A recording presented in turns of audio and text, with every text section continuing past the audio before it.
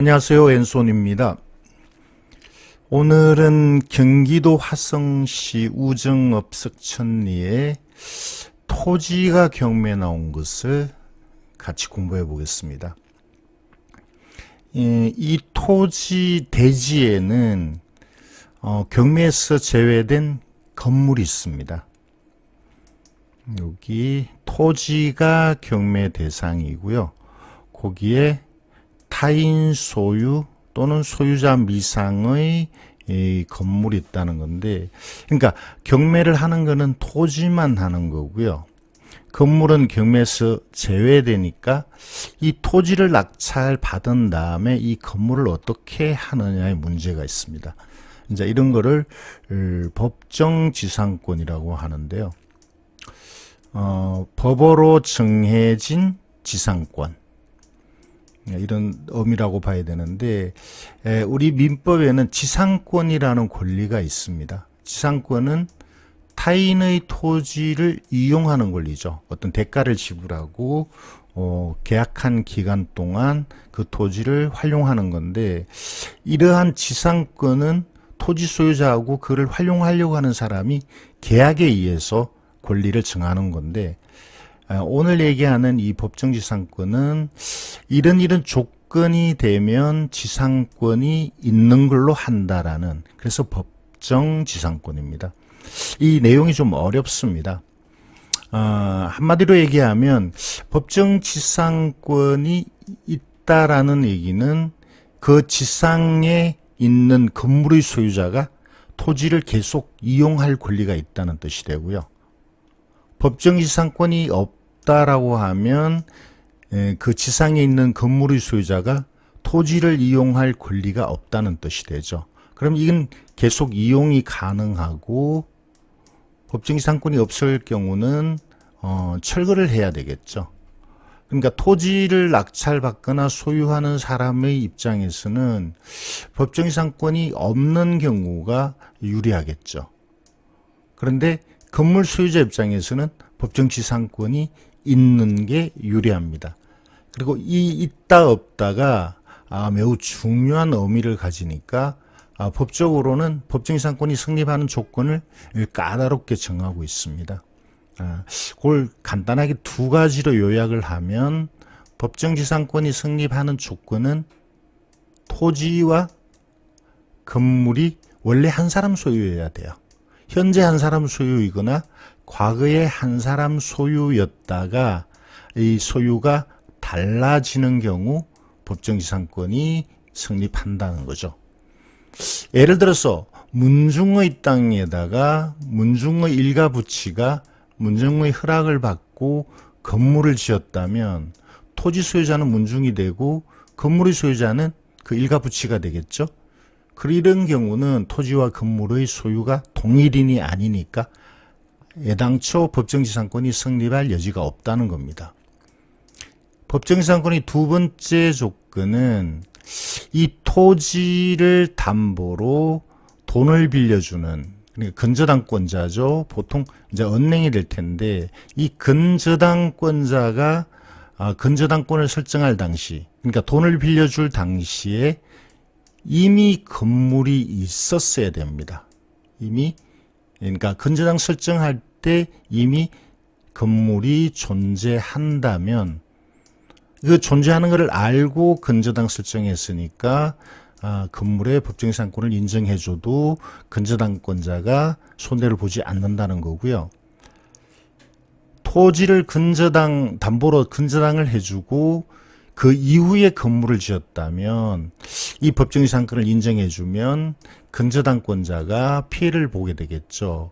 그래서 그때는 인정을 못 해준다는 건데, 이게 좀 단순한 조건 같지만 실제 이 물건에 경매 사례나 이런 쪽에 적용할 때는 무지 어렵습니다. 왜 어렵냐 하면, 토지는 건물의 소유자가 일반적으로 찾기가 쉽습니다. 등기부가 항상 있으니까요. 근데 이 건물은 등기부가 없는 경우가 많습니다. 미등기 건물 또는 불법 건물, 이런 게 되겠죠. 그래서 이 소유자가 누군지를 알 수 없기 때문에 토지와 건물의 소유자가 같은가? 다른가? 이 판단이 어렵다는 거고요. 또 두 번째, 토지의 담보로 건전항을 설정할 때 이미 건물이 있었나? 아니면 나중에 지었나? 그게 오래 전의 일이라면 아무도 기억을 못할 수가 있죠. 그래서 건물이 언제 누가 지었나 이거를 알아내야 되는데 실제 그거를 알아내기가 쉽지 않다는 겁니다. 그래서 경매 사건에서 법정시장권이 있다 없다를 판단하는 게 좀 어렵습니다. 그리고 지금 말씀드린 이런 기본적인 내용은 어쨌든 이해를 하셔야 법정시장권 관련 물건을 여러분이 다룰 수 있겠죠. 오늘 다루려고 하는 이 경매 물건도 좀 내용이 어렵습니다. 그런데 비교적 좀 가벼운 물건이긴 한데요. 어쨌든 법정시장권 자체는 판단하기가 어렵습니다. 그러나 여기 나오는 자료 한도 내에서 제가 말씀을 드려볼게요. 화성시 우정읍 석천리 토지 146평이 경매 대상이고 그 지상의 건물은 매각 제외, 토지에 대한 감정가는 1억 2,700, 두 분 유찰돼서 6,237만 원. 3월 4일 날 수원법원에서 경매를 하는 걸로 되어 있고요. 반값으로 떨어졌네요. 먼저 시세를 한번 조사해 봤습니다. 대략적으로 한 80만 원 정도는 하는 것 같네요. 평당. 대지니까요. 예. 그래서 이 감정가는 정상적인 대지라면 이해가 되는 가격인데 이렇게 많이 떨어진 이유는 그 지상의 건물 때문이라고 생각하시면 되겠습니다. 사진을 좀 볼까요? 이 건물이 오래된 건물이 보이죠.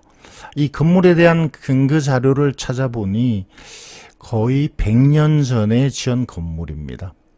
중간에 몇 번 보수하거나 수리 이런 걸 했겠지만 어쨌든 아주 오래된 건물입니다. 사진상으로 앞에 도로가 지나가고요. 건물은 건물로서의 값어치는 거의 없죠. 사람이 살 수 있을 정도는 되겠지만 보존 가치, 자산 가치는 거의 없는 그런 땅이라고 봅니다.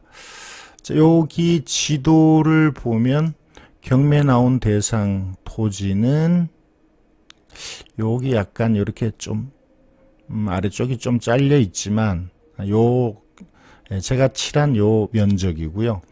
그 앞으로 마을 도로가 지나가는데 어쩌면 경매 대상인 61번지의 일부를 도로가 차지하고 있지 않을까라는 생각이 드네요. 어쨌든 여기 현황상 도로가 있는 것처럼 보이는데 실제는 도로가 이렇게 있지 않고요. 요렇게 있네요. 예, 이쪽으로 있든 저쪽으로 있든 여러 가구가 이용하는 도로니까 이 도로는 막을 수도 없고요. 실제 도로가 있는 걸로 되어 있으니까 그거는 특별한 문제가 되지는 않을 것 같습니다. 여기 석천이라는 곳이 어디인지를 좀 살펴볼까요? 카카오맵으로 제가 열어놨습니다. 자, 화성시고요. 화성시가 범위가 무지 큽니다만 이쪽에 기아자동차가 있거든요. 화성시에서 남서쪽 기아자동차가 있고 이 아래쪽이 포성 평택입니다.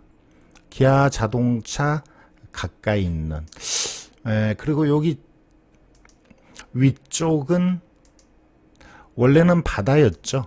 화옹지구 바다였는데 이걸 앞에 방조제를 막고 여기를 간척 사업을 했죠. 이 지역에 수원에 있는 비행장이 오느니 못 오느니 하는 그 땅입니다. 현재로서는 여기 비행장이 올지 안 올지가 좀 불투명한 그런 내용이고요. 그리고 그 오래전에 이 화성 쪽에 매양리라고 아마 들어보신 분이 계실 것 같아요. 여기 섬이 보이죠. 미군들이 여기 사격 연습을 한 그런 동네입니다. 지금은 당연히 그런 사격을 하지 않죠. 자, 어쨌든 그런 동네 주변에 있는 땅입니다. 조금 확대를 해볼게요. 옆에 초등학교가 보이고 요거를 로드뷰로 한번 보겠습니다. 네, 이렇게 한번 볼게요. 요 길을 따라서 들어가서 이 집은 지금 보이지가 않습니다. 이쪽에 있고요. 주변을 좀 더 한번 살펴볼까요? 아까 초등학교가 하나 있었죠. 여기 초등학교가 지도상의 그 초등학교입니다. 농가들이 좀 있고 전원주택 비슷한 잘 지은 집도 이렇게 좀 섞여 있는 그런 동네입니다. 좀 평범한 농촌 지역. 그러나 주변에는 이제 공장들, 아까 그 기아 자동차 이런 것들이 좀 있는 그런 동네라고 보시면 되겠네요. 아까 제 대략적인 시세를 말씀을 드렸는데 밸류맵으로 이 번지를 넣어서 토지 거래된 것을 한번 살펴봤습니다. 여기서 토지하고 관련 없는 이런 거를 다 빼버리고 요거를 총액 말고 평당 단가로 하니까 많은 차이가 나죠. 저렴한 거는 한 26만원, 좀 높게 거래된 거는 아주 높았네요. 200만원짜리도 있었고요. 자, 요게 경매 물건 87만원에 감정이 됐고, 대략적으로 보면 조금 고평가됐다 또는 거의 뭐 적정한 금액이다 뭐 이렇게 보는데, 제가 볼 때는 한 7, 80만원 정도로 보면 맞지 않을까라는 생각이 듭니다. 그래서 감정평가 내용은 그렇게 고평가는 아닌 셈이죠. 자, 이 건이었죠. 그래서 제가 볼 때는 한 1억 1천 정도가 시세라고 보고요. 그러니까 지금 단순하게 생각하면 6,200이면 많이 떨어진 건데, 이제 문제는 지상의 건물을 어떻게 해결하느냐죠. 아래쪽에 보면 누가 살고 있는데 이거는 뭐 그다지 중요한 것 같지는 않고요. 어쨌든 건물에 살고 있는 사람은 토지 낙찰자와 직접 관련이 있는 거는 아니고요. 그리고 이제 이 아래쪽에 등기부를 보니까 건물도 등기부가 있습니다. 94년 김 씨가 건물을 사서 소유권 이전했다는 기록이 있고, 토지는 2016년에 이미 경매가 한 번 됐었고, 이 경매를 낙찰을 세 사람이 낙찰 받은 다음에 이걸 공유물 분할을 위한 경매로 지금 진행하는 건데, 이 세 사람이 지금 공유물 분할을 위한 경매를 하는 이유는 제가 추정키로는 법정지상권하고 관련된 건물을 해결하기 어려웠어. 이럴 수도 있고요.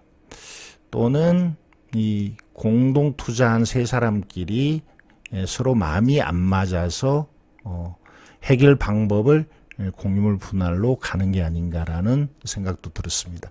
자, 어쨌든 법정지상권을 판단하려면 현재의 기록보다는 과거로 가야 됩니다. 아까 제가 말한 두 가지 조건, 토지와 건물의 소유자가 같은 적이 있었나를 찾아봐야 됩니다. 아까 그 두 가지 조건을 모두 만족해야 법정지상권이 성립합니다. 한 가지만 만족해서는 법정지상권이 성립하지 않거든요.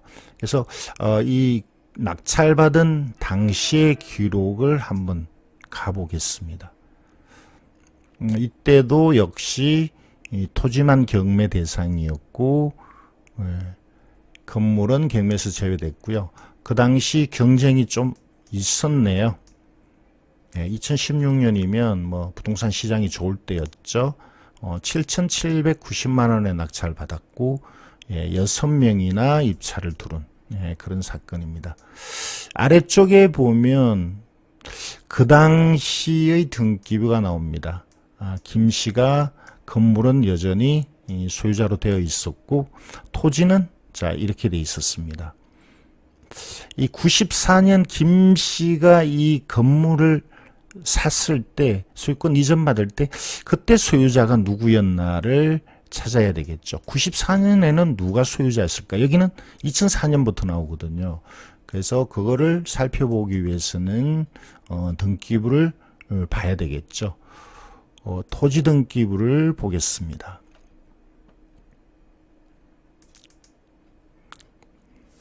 원래는 전 밭이었는데 대지로 바꿨네요. 여기 보면 89년에 정 씨가 상속으로 소유자가 됐다, 이런 기록이 나오네요. 그리고 2003년도에 김 씨에게 이 토지를 팔았다라는 기록이 나옵니다. 그리고 그 이후에 뭐 여러 가지 내용이 나오고요. 또 근저당 설정, 대출을 받은 내용도 나옵니다. 보는 김에 건물등기부도 보겠습니다. 건물등기부는 아까 말씀드린 94년에 김씨, 서울 사시는 36년생 할머니겠죠. 어쩌면 지금은 돌아가셨을 것 같기도 한데, 어쨌든 36년 서울 사시는 김복순 할머니가 매매로 소유권을 넘겨받았다는 기록이 있고요. 여기 건축물 대장도 나옵니다. 여기를 보니까 이 건물이 아까 제가 말씀드린 것처럼 아주 오래된 건물입니다. 단독주택 뭐 이렇게 나오고, 여기는 여태 못 봤던 이름이 나옵니다. 김학식. 그리고 이 건물은 1925년도에 지었다. 아주 오래전에 지은 농가주택이죠. 아까 말씀드린 것처럼 수리하거나 보수하면서 지금까지 가져온, 그러나 이제는 낡아서 자산 가치가 없는 그런 쪽의 건물로 보여집니다. 지금까지 보여드린 거를 이제 좀 정리를 해야 됩니다. 토지와 건물의 소유자가 같았나? 달랐나?에 대한 이제 검토를 해야 되는데, 저는 보통 이렇게 그림을 그립니다. 여러분도 기억을 되살려서 한번 이 내용을 한번 보시기 바랍니다. 토지와 건물이 한 사람 소유였던 적이 있나? 동일인의 소유였던 적이 있나를 따지기 위한 거고요. 또 토지의 근저당 설정될 때 이미 건물이 있었나? 그거는 분명히 이미 있었죠. 1925년에 건물이 지어졌고, 그게 김학식 할아버지가 되겠죠. 소유자가. 이거는 건물 관리대장에 나오는 얘기고요.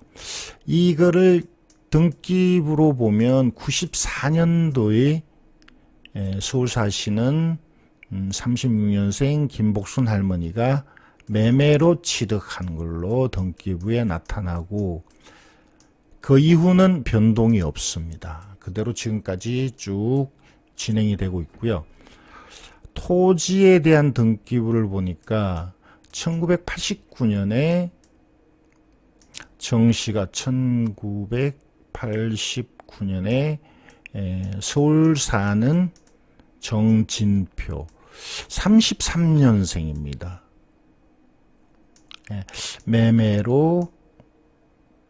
매매가 아니었나요? 상속이었죠. 상속이었습니다. 상속으로 취득을 했고, 그 다음에 2003년도에 김승금 씨가 58년생이었고요. 석천리 이 동네 사는 분이 이거를 매매로 소유권을 넘겨받았습니다. 그리고 돈을 빌렸는데, 이 돈을 건저당을 설정하기 전에 이미 오래전에 건물이 있었죠. 그리고 2016년에 지금 경매 말고 이전에 경매가 있었습니다.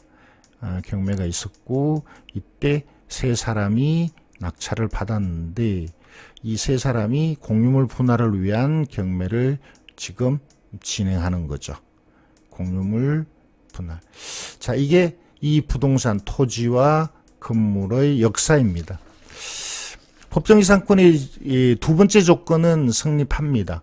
근저당이 있기 전에 이미 오래전에 건물이 있었으니까. 그러면 첫 번째 조건, 토지와 건물의 소유자가 같은가? 자, 요때 김씨 할아버지가 또 다른 김씨 할머니에게 매매로 넘겨줬는데 토지는 89년 이전이 나오지 않습니다.